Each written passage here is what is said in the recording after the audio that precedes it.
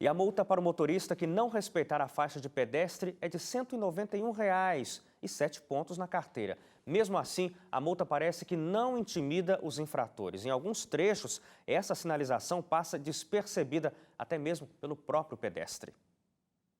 Gente que vai, gente que volta. A faixa de pedestre que garante a segurança de quem passa por ela nem sempre é respeitada. E quando isso acontece... A pessoa atravessou fora da faixa, o motoqueiro veio e pegou ela. Acontece bastante, eu estou o dia inteiro no trânsito, com certeza, acontece sim. Este carro aguarda o sinal abrir depois da faixa de retenção. Uma cena comum de imprudência, mas que nem sempre é admitida para quem está no volante. O senhor costuma respeitar a faixa de pedestre? Normalmente. Acha que os motoristas respeitam? Eu acredito que sim, né? Acha importante isso? Claro. Por quê? Senão pode atropelar alguém, né? O desrespeito com a faixa não parte só dos motoristas. Mesmo com o sinal fechado para o pedestre, pessoas passam sem qualquer preocupação com o perigo.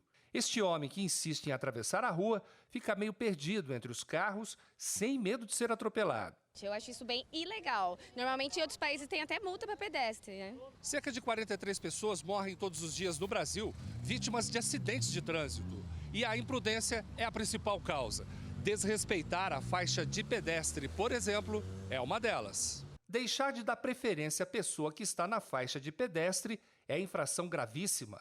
Além de multa de R$ 191, o motorista ganha mais 7 pontos na carteira. Outro problema é que nem sempre as faixas são bem sinalizadas. E essas placas que deveriam estar em todos os lugares onde tem a faixa de pedestre não são encontradas em boa parte dos locais. Quando o sinal está verde, aí a gente atravessa.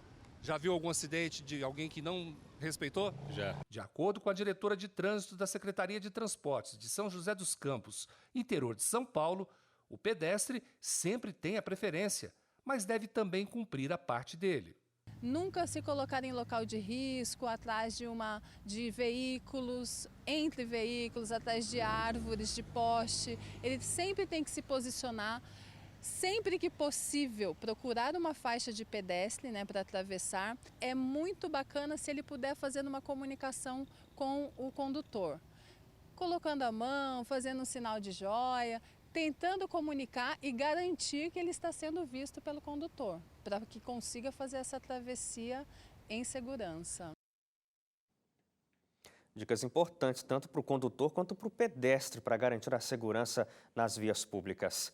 E hoje o Dr. Marcelo Martins, especialista em direitos trabalhistas, está aqui no estúdio, tirando dúvidas dos telespectadores. Você pode participar com a gente, 12 98135 2908, esse é o nosso WhatsApp, DDD 12, número 98135 2908. Muita gente mandando perguntas aqui porque precisam saber essas respostas. Dr. Marcelo, agradeço muito mais uma vez porque você se disponibiliza a estar aqui com a gente. A Maria, de Serra do Salitre, em Minas Gerais, ela diz o seguinte: eu trabalho há um ano e um mês, de domingo a domingo, doutor. Eu tenho apenas 2 folgas por mês. E eu quero saber se eu tenho direito a alguma folga a mais. Além disso, quais são os direitos que eu tenho no caso de eu vender as minhas férias? Maria, boa noite.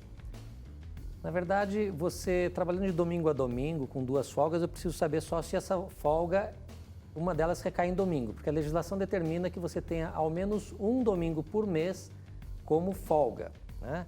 O restante do período tem que ser observado uma jornada contratual de no máximo 8 horas diárias e no máximo 44 horas semanais. Aquilo que ultrapassar esse período tem que ser pago como hora extraordinária, com adicional de no mínimo 50% sobre o valor da sua hora, né? A outra pergunta, perdão? A outra pergunta é que direito ela tem se vender férias?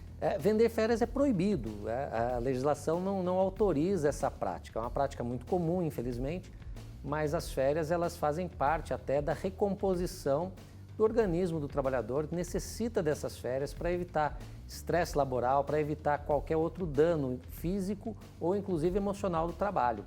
Então, vender férias é uma prática ilegal. O que a legislação permite é você fracionar as férias e vender aquilo que se chama de um período de férias, né?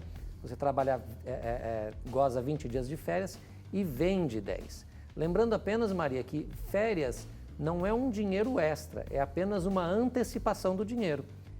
Costuma-se dizer que é o dinheiro mais enganoso no contra-cheque do trabalhador, é o dinheiro das férias, porque ele gasta por conta aquilo que, na verdade, a empresa e a legislação só determina que seja antecipado quando você está no seu período de férias. Então, não é um salário a mais, é só uma antecipação. Muito cuidado, Maria e demais telespectadores, para não entrar nesse engodo, porque quando você volta, você não vai ter aquele dinheiro, porque ele foi apenas antecipado. Tá é um perigo, verdade. O Silvio está aqui concordando, já deve ter ajudado gente nessa situação. A Luciana de Sorocaba, em São Paulo. Trabalhei por 1 ano numa empresa, saí porque mudei para uma outra onde estou há 7 meses. Se eu for demitida deste emprego atual, onde estou há 7 meses, eu tenho direito ao seguro-desemprego? Luciana, boa noite. A sua pergunta é muito interessante, porque houve uma alteração recente na legislação do seguro-desemprego e você não tem. Porque se você trabalhou 1 ano na empresa anterior, você recebeu provavelmente 3 parcelas do seguro-desemprego, que é o que a legislação determina, isso se o seu contrato era anterior, né, à alteração da legislação. Atualmente, você precisa trabalhar no mínimo mais 1 ano para voltar a ter direito ao benefício do seguro-desemprego, se você for demitida agora, né? E se ela saiu da empresa A e foi para a empresa B sem pedir o seguro, só migrou de empresa? Mesmo assim, a composição nesse caso teria que dar 18 meses para você ter direito às 3 parcelas, porque se você entrou imediatamente num período inferior a 30 dias, você não teria direito ao seguro-desemprego.